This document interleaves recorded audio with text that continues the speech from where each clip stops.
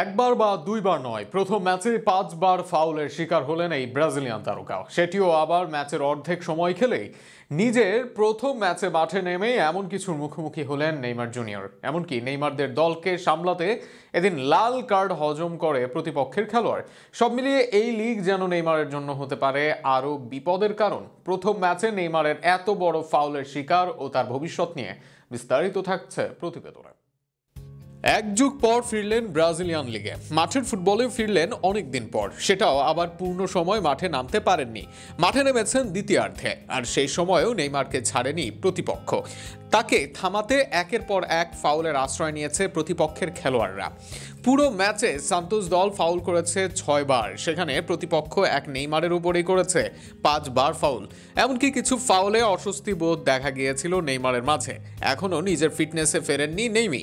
এদিন আগের মতো ড্রিবলিং অ্যাটেম্প্ট করতে দেখা যায়নি তাকে, আর সেই নেইমারকে থামাতে একের পর এক ফাউলের আশ্রয় নিল বোটাফিগোর খেলোয়াড়রা।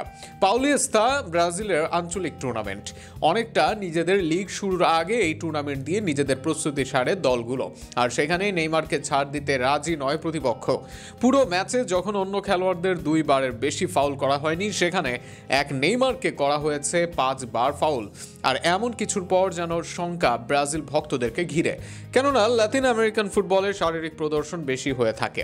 অনেক সময় ডিফেন্ডাররা টেকনিক্যালির চেয়ে শারীরিকভাবে শক্তিশালী হন, আর লাতিন আমেরিকান ফুটবলে উইঙ্গারদের মাঝে আছে ড্রিবলিং এর প্রতিযোগিতা, যে কারণে তাদের থামাতে ফাউল করেন প্রতিপক্ষের ডিফেন্ডার। আর সেখানে নেইমারের মতো একজন প্রতিভাবান ও ড্রিবলিং এ পারদর্শী একজনের জন্য এই লিগটা আরো কঠিনই বটে।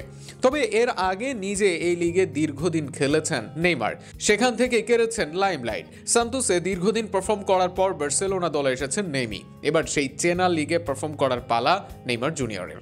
তবে এবার সতর্ক থাকতে হবে নেইমিকে। এর আগে নেইমার ছিলেন না সুপারস্টার, তাকে ঘিরে হতো না তেমন আলোচনা। তবে এবার সবার নজর থাকবে নেইমারের দিকে। প্রতিভার সাথে যোগ হয়েছে অভিজ্ঞতাও। এর সাথে আগের মতো ফিটনেস নেই নেইমির। নানা ইনজুরির আছে শঙ্কা। এই বয়সেই ইনজুরি নেইমারের ক্যারিয়ারকে করে দিতে পারে শেষ। সব মিলিয়ে নেইমারের জন্য শুভ কামনাই থাকবে ভক্তদের।